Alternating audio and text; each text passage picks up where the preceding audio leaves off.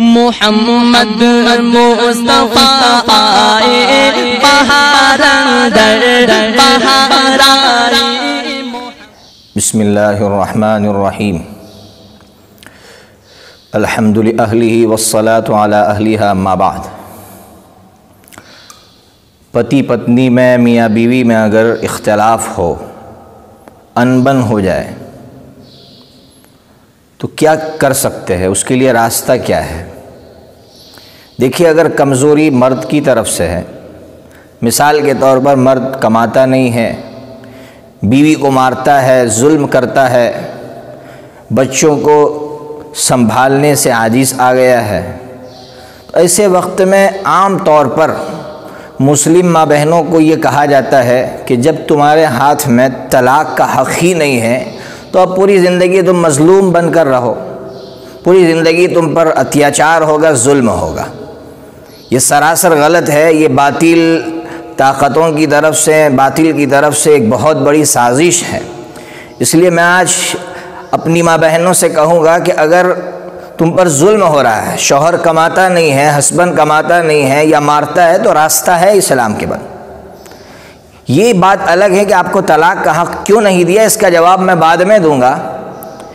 آج یہ سمجھیے کہ اگر اس طرح کا ظلم ہو رہا ہے تو راستہ یہ ہے کہ جتنے بھی صوبے ہیں، اسٹیٹ ہیں یا جتنے بھی ضلع ہیں، اس میں ایک دارالقضاء ہوتا ہے، اس میں ایک اسلامک کورٹ ہوتی ہے۔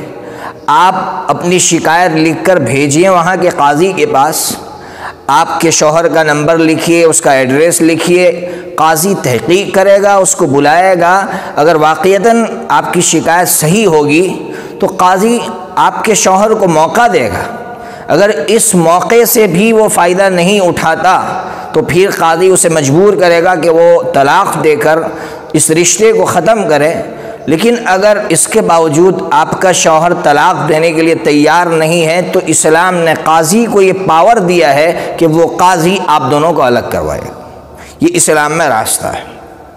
اور اگر کمزوری عورت کی طرف سے ہے کہ عورت کے اندر کمزوری ہے، مرد کے حقوق ادا نہیں کر رہی ہے، تب بھی اسلام کے پاس صرف یہ راستہ نہیں ہے کہ طلاق دے دو۔ اسلام تو یہ کہتا ہے کہ پہلے بیوی کو سمجھانے کی کوشش کرے۔ سمجھانے کے مختلف راستے ہیں، اس سے بے رخی برتے تاکہ اس کو سمجھ میں آئے کہ میرا شوہر مجھ سے بے رخی برت رہا ہے، کتنی بڑی نعمت مجھ سے چھینی جا رہی ہے۔ اس کے بعد بھی اگر عورت نہیں سنبھلتی تب بھی اسلام یہ کہتا ہے کہ عورت کے کچھ رشتہ دار، مرد کے کچھ رشتہ دار بیٹھے، پنچایت بیٹھے اور دونوں کو جوڑنے کی کوشش کرے، عورت کو سمجھانے کی کوشش کرے۔ اس کے بعد بھی اگر معاملہ سنبھلتا نہیں ہے تب اسلام کیا کہتا ہے یہ سمجھیے۔ اسلام مرد سے یہ کہتا ہے کہ جب عورت حیض میں نہ ہو، حیض سے جب نکل جائے، پاک ہو جائے، تب تم اس کو صرف ایک طلاق دے دو۔ یہ کہو کہ میں تم کو ایک طلاق دیتا ہوں۔ آپ کے دماغ میں سوال ہوگا، حیض کی حالت میں کیوں طلاق نہیں دے سکتے؟ تو سنیے، حیض کی حالت میں طلاق اس لیے نہیں دے سکتے کہ حیض کی حالت میں بیوی کو مرد کی چاہت نہیں ہوتی، اور مرد کو عام طور پر جو سلیم الطبع ہوگا، جس کی فطرت نیچرل صحیح ہوگا، اس کو بھی وہ بھی نہیں چاہے گا کہ میں اپنی بیوی سے اپنی ضرورت پوری کروں۔ دونوں کو ایک دوسرے کی ضرورت نہیں ہوتی۔ اب ایسے وقت میں اگر طلاق دی جائے گی تو اس کا مطلب یہ ہے کہ ضرورت نہیں تھی، اس لیے آپ نے اپنی بیوی کو اٹھا کر پھینک دیا۔ اسلام عورت کی عزت کرتا ہے، اس کا احترام کرتا ہے۔ وہ یہ نہیں چاہتا کہ عورت کو ٹیشو پیپر کی طرح استعمال کر کے پھینک دیا جائے۔ اس لیے اسلام نے کہا کہ نہیں، حیض کی حالت میں طلاق نہیں دے سکتے۔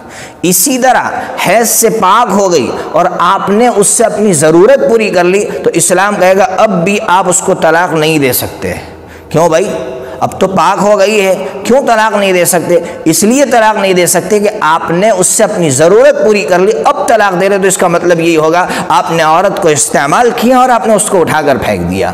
اسلام ہرگز نہیں چاہتا ہے، اسلام یہ چاہتا ہے کہ مجبوری میں طلاق دی جائے، بہت بڑی مجبوری ہو، اور مجبوری اسی وقت ہو سکتی ہے کہ آپ کو ایک دوسرے کی ضرورت ہے، ایک دوسرے کی ضرورت ہے سیکس کے اعتبار سے، اس کے باوجود آپ الگ ہو رہے، اس کا مطلب بہت بڑی مجبوری ہوگی۔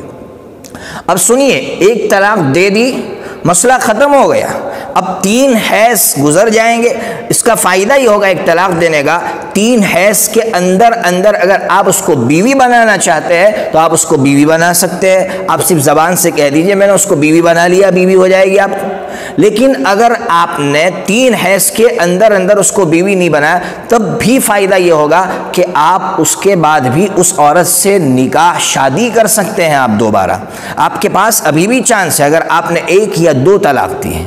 سنیے, ہماری سوسائٹی میں ایک بڑی غلط فہمی یہ ہے کہ عام طور پر یہ سمجھا جاتا ہے کہ طلاق جب تک 3 نہ دی جاوے اس وقت تک میاں بیوی الگ نہیں ہوتے. یہ بہت بڑی غلط فہمی ہے. یاد رکھیے, اسلام یہ کہتا ہے کہ صرف 1 طلاق سے میاں بیوی الگ ہو جائیں گے, 3 کی ہرگز ضرورت نہیں ہے. اس لیے اس بات کو اپنے دماغ سے نکال دو کہ جب تک 3 طلاق نہیں دی جائے گی اس وقت تک الگ نہیں ہو سکتا. دوسری بات, 3 طلاق اگر دو گے جبکہ 1 طلاق سے بیوی الگ ہو سکتی ہے تو اسلام مرد کو سزا دے گا.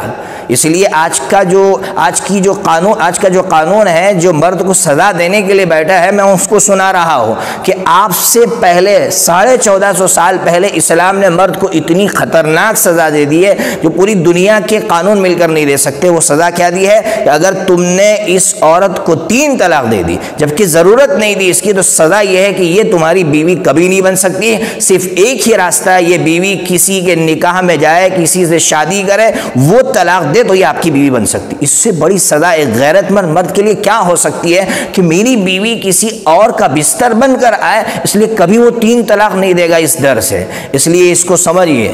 دوسری بات جو بات سمجھانا چاہتا ہو, اسلام کی خوبی سنانے جا رہا ہو, اور ان لوگوں کو سنائیے جو آج تک اسلام کو نہیں سمجھ سکے. اسلام یہ کہہ رہا ہے کہ جب تم طلاق دو تو بیوی کو تحفہ دو. کیا عجیب, کتنا پیارا مذہب ہے کہ ہاں میاں بیوی الگ ہو رہے ہیں اور اسلام کہہ رہا ہے کہ تم اس کو تحفہ دو. کیوں تحفہ دیا جا رہا ہے بھائی جبکہ دونوں الگ ہو رہے ہیں؟ تحفہ اس لیے دیا جا رہا ہے کہ جب یہ آپ کا تحفہ لے کر عورت اپنے گھر جائے گی, کمزوری اس کی طرف سے تھی, جب آپ کا تحفہ دیکھے گی تو اس کا دل نرم ہو جائے گا کہ جس شوہر نے الگ ہونے کے بعد بھی مجھے نہیں بلایا اور مجھ کو تحفہ دیا, تو وہ عورت تیار ہو جائے گی اور دوبارہ یہ رشتہ بن جائے گا اور یہ رشتہ قائم ہو جائے گا. آپ سمجھیے اسلام کی خوبی کو, کتنا پیارا مذہب ہے. اس لیے اسلام کو بدنام مت کیجیے. حقیقت یہ ہے کہ اسلام کو ہم سمجھے نہیں ہے. اسی طرح اسلام یہ کہتا ہے کہ یہ جو طلاق ہے یہ اس لیے نہیں ہے کہ دونوں خاندان پھر بعد میں لڑیں, کورٹوں کے چکر کھائے. اسلام اس کو اس طرح سمجھاتا ہے کہ 2 دوست ہو اور دونوں دوست آپس میں سفر میں نکلے ہو, پھر جب گھر واپس آئے تو ایک دوست دوسرے دوست سے یہ کہتا ہے بھائی میں تو یہ چاہتا تھا کہ ہم پوری زندگی ساتھ میں رہے, لیکن مجبوری ہے ہماری, اس لیے میں بھی الگ ہو رہا ہوں, آپ بھی الگ ہو رہے, اور یہ میرا تحفہ لے جائیے. جب بھی میرا تحفہ آپ دیکھیں گے تو آپ کو میری یاد آئے گی. اسلام کہتا ہے بس ٹھیک. طلاق کا معاملہ بھی اسی طرح ہے کہ ہم دونوں چاہتے تھے کہ یہ زندگی کا سفر ساتھ میں گزارے, لیکن ہم دونوں کی مجبوری ہے, دونوں کے مزاج الگ الگ ہے, اس لیے میرا تحفہ لے جائیے, آپ الگ میں الگ. جب میری یاد آئے گی آپ مجھے یاد کرتے رہنا اور دوبارہ ہمارا رشتہ قائم ہو جائے, اس کی کوشش کرنا. یہ ہے اسلام. بس اللہ تبارک و تعالیٰ سے دعا کرتے کہ اللہ تبارک و تعالیٰ اسلام مذہب کو سمجھنے کی توفیق دے. اور اپنی اگلی ٹاپک میں سمجھاؤں گا کہ طلاق کا حق عورت کو کیوں نہیں دیا. السلام علیکم ورحمۃ اللہ وبرکاتہ.